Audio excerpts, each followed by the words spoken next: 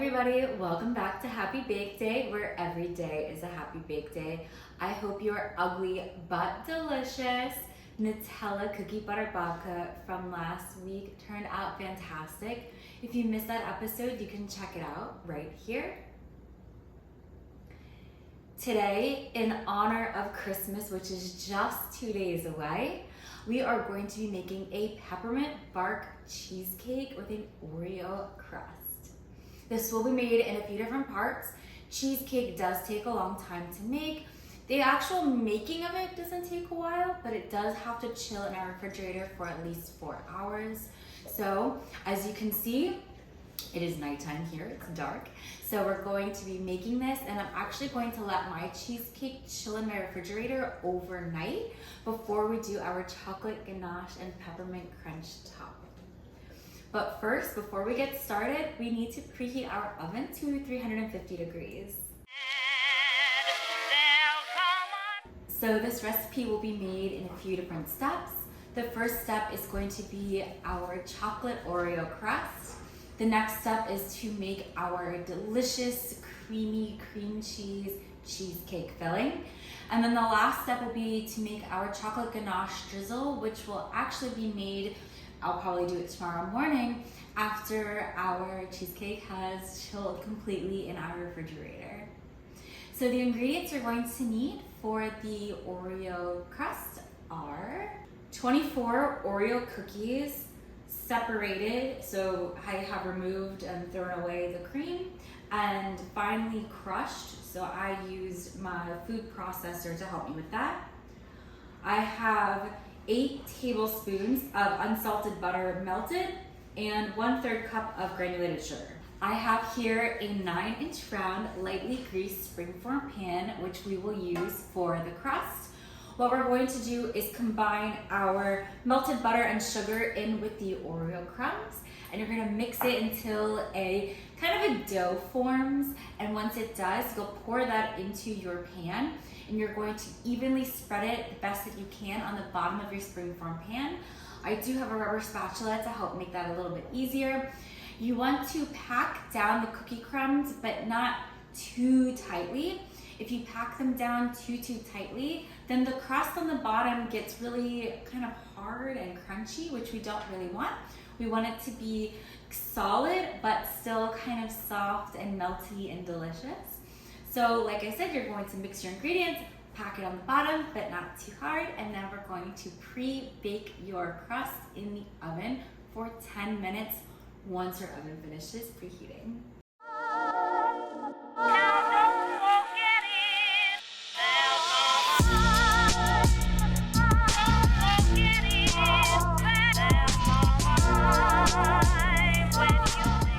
Our crust is out of the oven. You might be able to see it cooling here in the background, which I'm going to let it cool down a bit.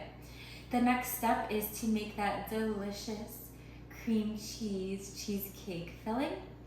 For that, you're going to need the following ingredients: 4 8-ounce packages of cream cheese at room temperature, 1 cup of granulated sugar, 3/4 cup of heavy whipping cream at room temperature, 1/2 cup of sour cream at room temperature, 2 teaspoons of vanilla extract, 1/2 teaspoon of peppermint extract, 1/2 teaspoon of salt, 2 large eggs at room temperature, and red gel food coloring, which is optional. You can also see I have out my stand mixer with a paddle attachment. If you have one, you should use it. If not, you can also use a handheld mixer for this as well. You'll just need a really nice big mixing bowl, and you will get your arm workout in for the day. Our first step here is to mix in our cream cheese, heavy cream, our sour cream, and our sugar into our bowl, and we're going to let it mix and whip until it's nice and light and fluffy. Then we'll slowly add in our vanilla, salt, and eggs. You will add your eggs one at a time. It is important, I did mention it earlier, that all of your ingredients are at room temperature. I have had my cream cheese and the whipping cream and the sour cream as well as the eggs sitting on my counter for about an hour or so to completely bring them up to room temperature. And it's important to do this so that way your cheesecake will or should hopefully avoid cracking during the baking process.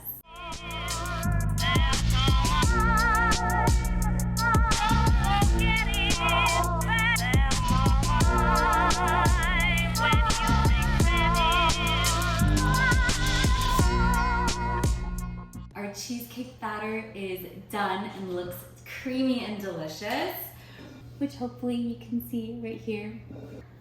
And what we're going to do next is pour about a third or so of the batter into a separate mixing bowl.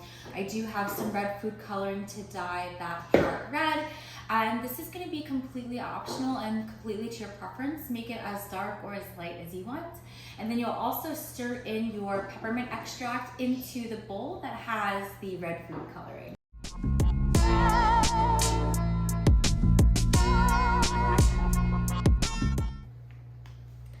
Mine's this really beautiful dark pinkish reddish color. I think we're gonna keep it. Our next step is to completely cover the bottom of our pan here in some aluminum foil. I have put my cream cheese cheesecake fillings off to the side, and we want to completely cover the bottom to create a tight seal so that way water won't be able to get into the bottom, because when we bake this will sit into a water bath, and it's also going to be a lot easier to do the aluminum foil now versus when we have the batter already poured in. My pan, as you can tell, I'm touching it, has cooled down enough for me to touch it. So I'm just going to take a bunch of layers over and over, crisscrossing different ways, and just pull the foil up and over the lip of the top of the pan here, and just push it in and create as tight of a seal as possible. Now, if you bring your foil up and over the lip of your pan, just be careful not to have it come over too far into the interior of the pan, so that way it will interfere with the batter. Just make sure you can get it right at the top just to help create that tight seal.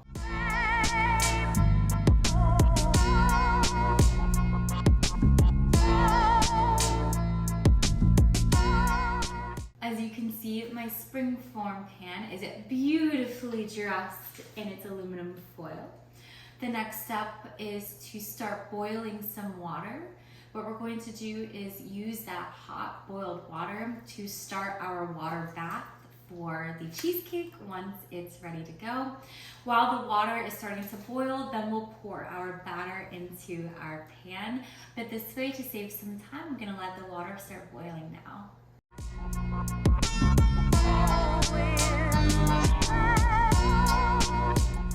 Our water is on the stove starting to boil. The next step is to pour our cheesecake batter here into our springform pan. Remember, we have two types. We have our original and we also have our red peppermint one. What we'll do is we will pour it right into the center of our pan, and we're going to alternate a little bit of the white, a little bit of the red, a little bit of the white, a little bit of the red, until both of the batters have been completely empty. After that, you're going to place your pan into a large baking tray that's got deep sides.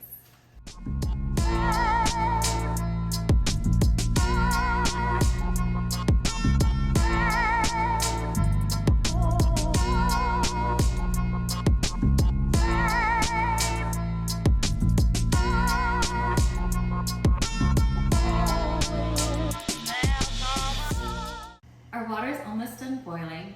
As you can see, I have put my springform pan here into a larger roasting pan with deep sides. When the water is done boiling, we'll pour it into the roasting pan. You want to make sure that it covers the bottom of your springform pan by at least an inch. You can pour it in one of two ways. Either pour it in before you put it into the oven and then transfer your roasting pan with the water in it into your oven. Or what I'll probably do is I'll pull out the oven rack and put my roasting pan down first and then pour my water in. That way I'm not having to carry a heavy pan with my springform and cheesecake in it and hot boiling water, which could potentially create a dangerous situation. You're going to bake this at 350 degrees for anywhere from an hour to 75 minutes or so. What you're going to do is check your cheesecake for doneness by tapping the side of the pan. It'll be mostly set, especially around the edges. The center might jiggle just a little bit, which is okay. If you see that the top of your cheesecake is starting to get a little too brown during the baking process, go ahead and just cover it lightly with some more of the aluminum foil just to prevent it from getting any more browner. After your cheesecake is done baking, you're going to turn off your oven completely, but crack the door open and let your cheesecake cool in the oven for an hour. After that, pull it out of the oven and then let it cool down on a wire rack completely down to room temperature before you put it in the refrigerator. You will refrigerate this for at least 4 hours. I will be doing it overnight myself. As you can see, it is dark, so it is nighttime here. And then in the morning, we'll be ready to make our chocolate ganache topping and sprinkle with some peppermint crunch.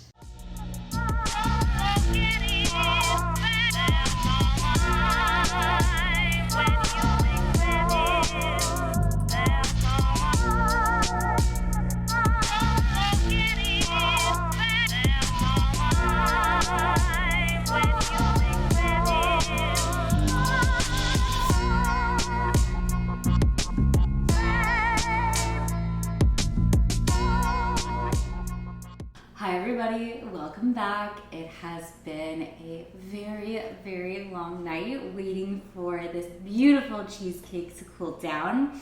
It has been in the springform pan ever since I pulled it out of the oven. You can see that I did take the aluminum foil off the bottom once I pulled it completely out of the oven. And it has been in my refrigerator sitting overnight. So it's completely cooled down. You can tell that when I tap it, it doesn't wobble anymore. So it should be fully cooked. What we're going to do is take a paring knife and I'm just gently going to go around the rim of the cheesecake to hopefully loosen it up from the springform pan edge. And that way when we take the ring off, it will avoid sticking and then the cheesecake just crumbling apart. Now to make this easier, you can run your knife under some really hot water to warm the knife up. That should help loosen the cheesecake a little bit more easily. You don't have to do that, but if you don't, just go really slowly around the edge, and then you can also wipe it off in between as you go around.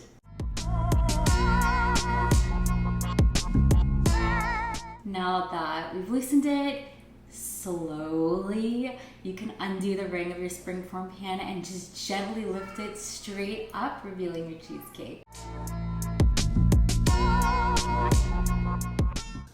Okay, real talk, if this isn't the most beautiful cheesecake you've ever seen in your whole life, then maybe you're on the wrong episode. I have moved my cheesecake off to the side here. The next step is to make our chocolate ganache topping.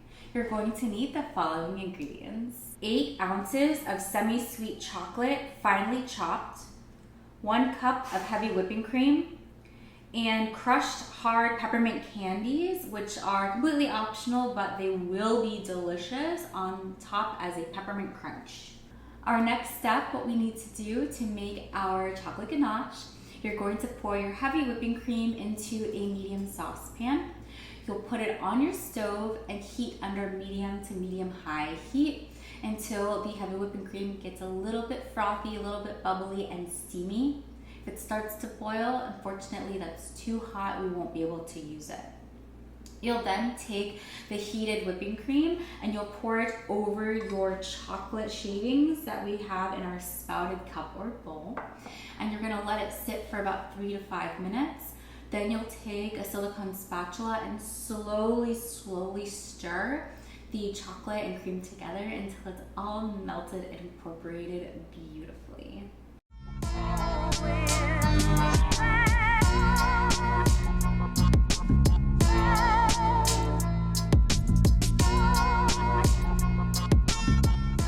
I'm going to let this sit for about another minute or so.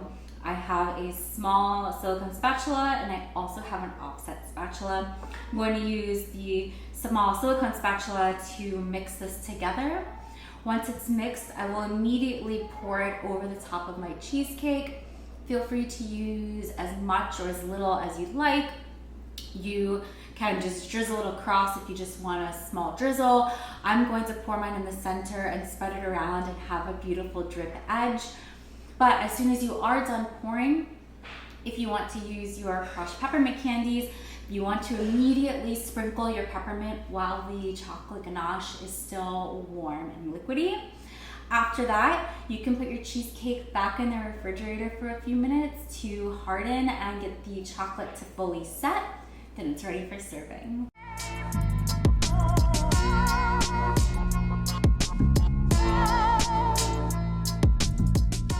Now to make this next part easier, as you can see, I do have some aluminum foil underneath my cheesecake.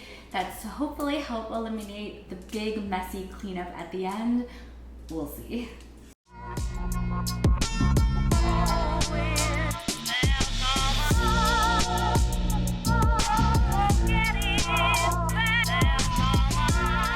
Thank you so much for joining me today while we made our delicious peppermint bark cheesecake. Don't forget to like the video and subscribe to the channel if you had fun baking with me today. I appreciate each and every single subscriber as you join me on this journey from baker to baker. You can also follow us on social media and visit our website for this and all of our other fun recipes. Until next time, I hope you have a very Merry Christmas and a very happy bake day.